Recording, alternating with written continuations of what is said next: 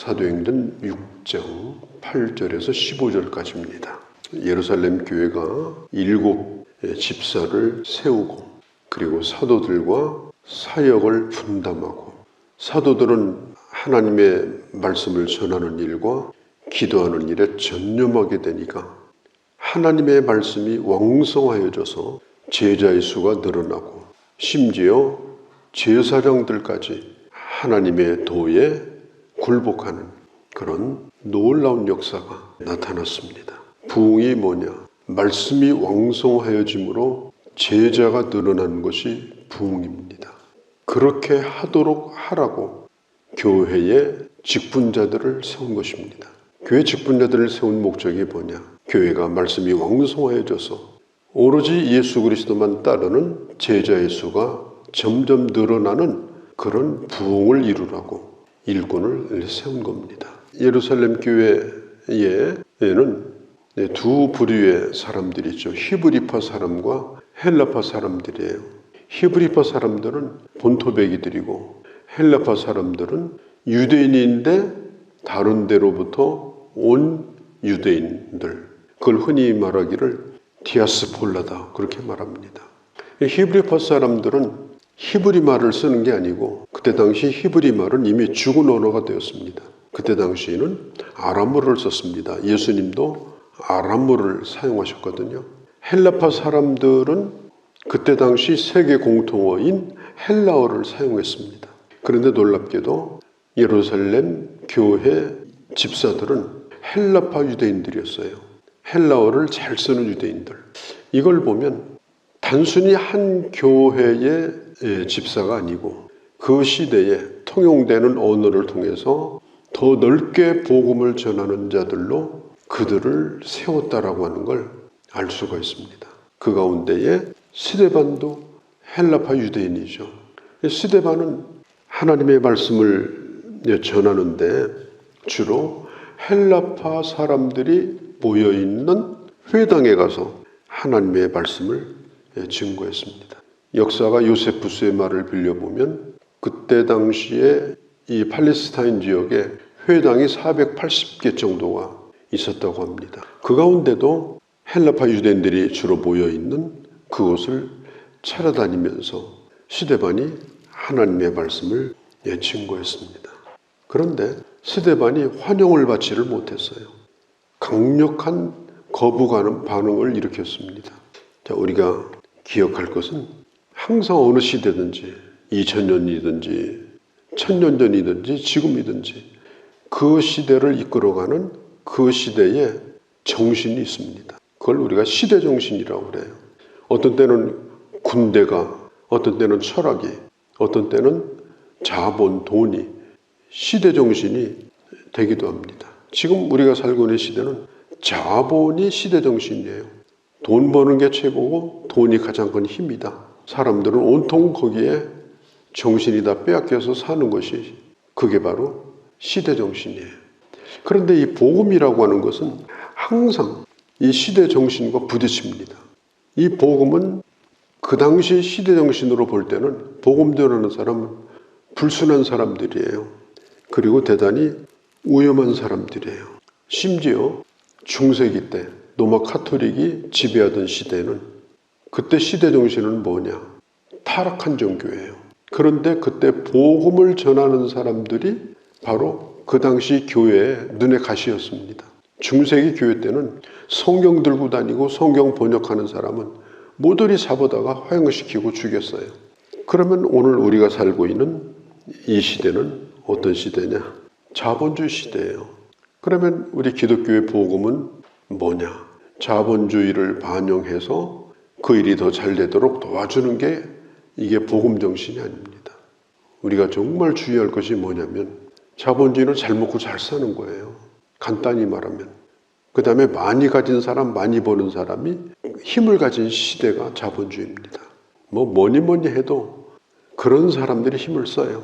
심지어 교회도 많이 가지고 있고 많은 인력을 가진 교회가 힘을 씁니다. 그러면 이 기독교 복음은 뭐냐? 자본주의 정신하고는 별 상관이 없어요. 그래서 그런 것에 편승해가지고 교회에서 날마다 잘 먹고 잘 사는 길, 어떻게 하면 돈 잘 버는가, 그리고 어떤 방법으로 돈을 벌든지 돈 버는 건 하나님의 축복이라고 딱지까지 붙여주고 이렇게 하게 되면 이건 사실은 복음이 아닙니다. 이 스데반은 바른 복음을 전했어요. 그런데 그때 당시 듣는 사람들은 스데반의 말에 매우 불쾌하게 생각하고 거부감을 느꼈어요.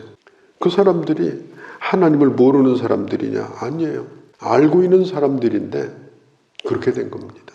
자, 스데반은 가는 곳마다 예수가 그리스도라는 걸 증거했습니다. 당신들이 예수를 십자가에 못 박았는데 그 예수가 다시 부활하셨고 그분이 그리스도가 되었다. 사도들이 전한 복음과 똑같은 복음을 이 스데반도 증거했어요. 그런데 그 설교를 들었던 헬라파 유대인들이 스데반을 공회에 고발을 해가지고 회당에서 설교하다가 이제 논쟁이 붙었는데 스데반을 이길 수가 없어요. 스데반은 대단히 뛰어난 사람입니다. 집사인데도 아주 뛰어난 지성인이에요. 그리고 지혜도 충만한 사람이에요. 그래서 스데반을 이길 사람이 없었어요. 누구든지 하나님의 말씀을 가지고 부딪히게 되면 스데반 앞에서는 전부 다 입을 다물 수밖에 없었어요. 그러니까 화가 난 사람들이 율법을 허무는 자로 성전 모독죄로 이 공회에다가 고발을 해서 공회에 붙들려오게 된 겁니다. 그리고 거짓 증인까지 세웠어요. 스데반을 죽이기로 작정해요. 성전 모독죄와 율법을 거스린 죄는 예수님에게 씌웠던 죄하고 똑같아요. 살아날 수가 없어요. 아주 유대인들에게는 대단히 심각한 죄입니다. 이 스데반의 설교를 한 30번 정도 나눠서 하게 될 거거든요. 구약성경을 쭉 펼쳐가지고 말씀을 전하는데 아브람부터 시작해가지고 이제 바로 그렇게 하기 전에 스데반이 신문을 지금 당하고 있는 장면이 오늘 이 본문의 장면입니다. 스데반은 말씀을 전할 때 논리적으로 전했습니다. 구약성경을 구절구절 전부 예를 들어가지고 그걸 다시 재해석을 해요. 그 뜻이 무엇인지 다시 설명을 해요. 그냥 성경 얘기를 하는 건 설교가 아닙니다. 재미는 있어도 설교는 아니에요. 오늘 우리와 어떤 상관이 있는가 그걸 설명을 하는데 너무나 논리정연하기 때문에 누구도 반박을 못해요. 스데반은 자기가 가지고 있는 이 신앙, 성경 지식을 체계화시켜가지고 그걸 잘 전할 수 있도록 그렇게 자기 스스로가 자기를 훈련한 거예요. 저는 이게 필요하다고 생각을 합니다. 우리가 성경을 많이 배웠잖아요. 우리가 알고 있는 성경 지식을 체계화하는 거예요. 간단히 메모를 하든지 도표를 그리든지 정리를 간단히 해놓든지 그렇게 해서 내 머릿속에 그걸 하나의 틀로 만들어요. 틀로 만들어서 그것을 체계화시키고 그러면 설명을 해나갈 수가 있는 거예요. 그러니까 이 틀 자체가 없게 되면요. 아무리 성경을 오래 배워도 이 복음을 설명할 수가 없어요. 이게 아주 중요합니다. 저도 목회를 한 지가 오래됐습니다만은 지금도 항상 정리를 하게 됩니다. 예를 들면 이런 거예요. 내가 5분 만에 창세기를 설명할 수 있다면 어떻게 설명해야 되나? 내가 사사기를 10분 만에 설명한다면 어떻게 설명해야 되나? 그래서 간단히 메모를 해보는 거예요. 그 전체를 분명하게 이해를 하도록 노력을 해야 됩니다. 그리고 자세하게 또 설명을 하고 제가 꽤 오래전에 2000년대 초에 젊었을 때에 목사님들 한 30명 그래서 중국 여러 곳을 또 다니고 또 많은 사람들을 만나고 이렇게 했는데 이제 저녁 때마다 모여서 또 예배를 드렸어요. 그래서 저에게 이제 말씀을 전할 기회가 왔습니다. 그때 제가 뭘 했느냐? 히브리서를 했어요. 한 30분 동안 히브리서를 1장부터 13장까지 쭉 정리를 했습니다. 왜냐하면 그때 제가 히브리서를 묵상하고 있을 때거든요. 그랬더니 그때 목사님들이 굉장히 큰 도전을 받았어요. 꿰뚫는다는 게 굉장히 중요합니다. 우리가 성경을 내가 아는 것을 꿰뚫을 정도로 익숙하도록 스스로를 훈련하는 게 필요해요. 내가 왜 이걸 강조하는가 하면 이 스데반이 집사님이잖아요. 집사님이 그렇게 하셨거든요. 그러니까 스스로 여러분들이 그걸 훈련을 하셔야 돼요. 그래서 히브리서 결론을 제가 내렸습니다. 그랬더니 그 목회자들이 너무 큰 은혜를 받았다고 그러면서 제 이름도 바꿔주셨어요. 그때 히브리박이라고 목사님들이 공감을 했습니다. 아주 오래전 일이에요. 제가 젊었을 때. 그리고 또 세월이 또 지나지 않았습니까? 지금도 여전히 마찬가지예요. 내가 알고 있는, 내가 보고 내가 묵상한 성경을 그냥 이렇게 널브러져 있는 것이 아니라 그걸 체계화시키고 그걸 기억 속에 집어넣고 그걸 연결을 시키고 그리고 그걸 통해서 어떻게 내가 예수 그리스도를 증거할 수 있겠는가, 복음을 설명할 수 있겠는가. 그래서 저는 지금도 조그만 노트 한 장에다가 예를 들어서 사사기 하면 노트 한 장에 사사기를 다 도표로 그리든지 아니면 다 그걸 단어로 연결을 하든지 그런 작업을 합니다. 그럼 언제든지 머릿속에 그걸 집어넣는 거예요. 스데반 집사님은 그 훈련을 많이 한 것 같아요.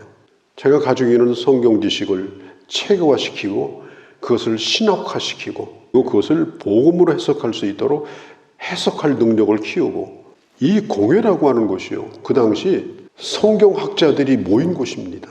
그런데 이 집사님인 스데반이 거기에서 이 하나님의 말씀을 이렇게 증거해요.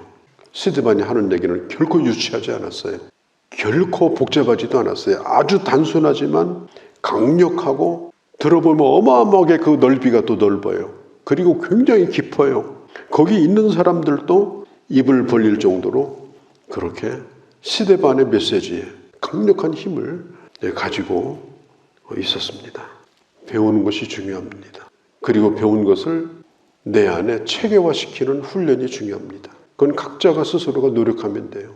우리가 하나님 앞에 갈 때까지 부지런히 말씀 공부를 하고 내가 가지고 있는 그 성경을 적어도 나와 가까운 사람에게 알기 쉽게 그것을 가르치고 설명할 수 있도록 노력을 해야 돼요.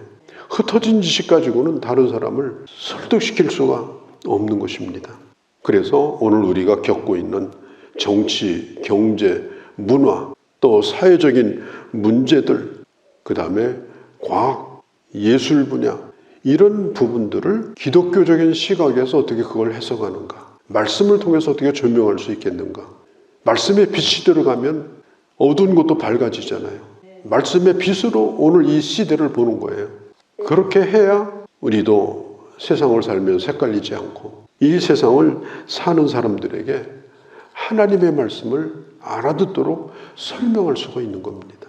그러니까 자꾸 우리 수준을 낮춰가지고 뭐 저 사람도 그런데 뭐 나도 뭐 적당히 예수 믿지 이렇게 하지 말고 이 스데반 집사님의 수준을 우리도 부러워하고 부지런히 하나님의 말씀으로 충만하고 또 스스로가 노력하고 그렇게 해서 우리도 어디 가서든지 하나님의 말씀을 이렇게 전할 수 있도록 우리 스스로를 한번 세워 나가면 좋겠습니다. 집사님들이 그렇게 하면 무슨 일이 생기느냐? 교회가 붕이 됩니다.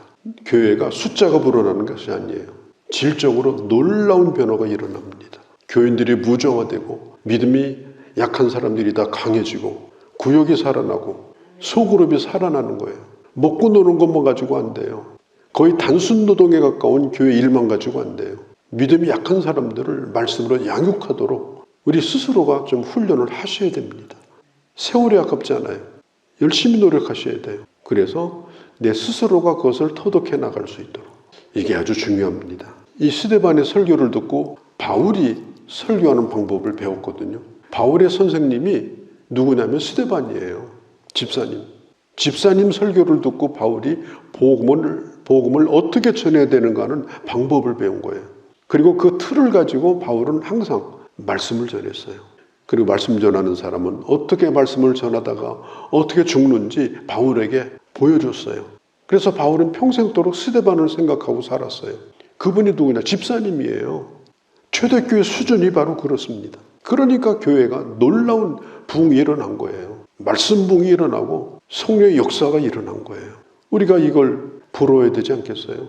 우리가 이 시대 정신에 빠져가지고 자본주의가 그냥 골수까지 사무쳐가지고 자나깨나 그것만 생각하고 살다가 가면 어떻게 우리가 영혼들을 세울 수가 있겠습니까? 이제는 좀 우리가 각성을 하고 좀 살아야 될 필요가 있지 않는가 그런 말씀을 전했어요.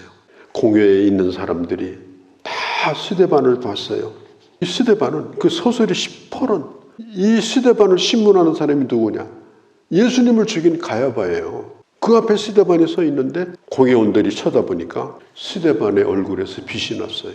천사와 같은 얼굴이었어요. 얼굴이 환하게 빛이 나고 한없이 평안하고 확신에 차 있었고 얼마나 멋있어요. 그의 메시지는 굉장히 강력했는데 그의 표정은 한없이 평안한 표정이었습니다. 성령께서 그를 완전히 사로잡은 거예요. 오늘 이 스데반 집사님을 한번 생각해보고 그걸 사모하고 나도 그렇게 말씀의 사람에 대해서 영혼 살리고 약한 자들을 세우고 그런 일을 한번 나도 해보자. 이런 간절한 열망을 가지고 우리가 그 길을 갈 수 있는 우리 모두가 되어주시기를 바랍니다. 거룩하신 우리 아버지, 이 스데반 집사님, 그 누구도 당해내지 못할 만큼 그는 말씀이 충만했고 성령이 충만했고 영혼 사랑하는 마음이 충만했던 이 스데반 집사님, 우리도 이런 모습을 사모하며 또 이것을 위해서 끊임없이 스스로를 훈련하며 아버지 교회가 말씀이 왕성하여져서 제자의 수가 날마다 더하여지며 참된 붕이 일어나는 귀한 일에 쓰여지는 우리 모두가 되게 하여 주시옵소서. 우리 주 예수님의 이름으로 기도하옵나이다. 아멘.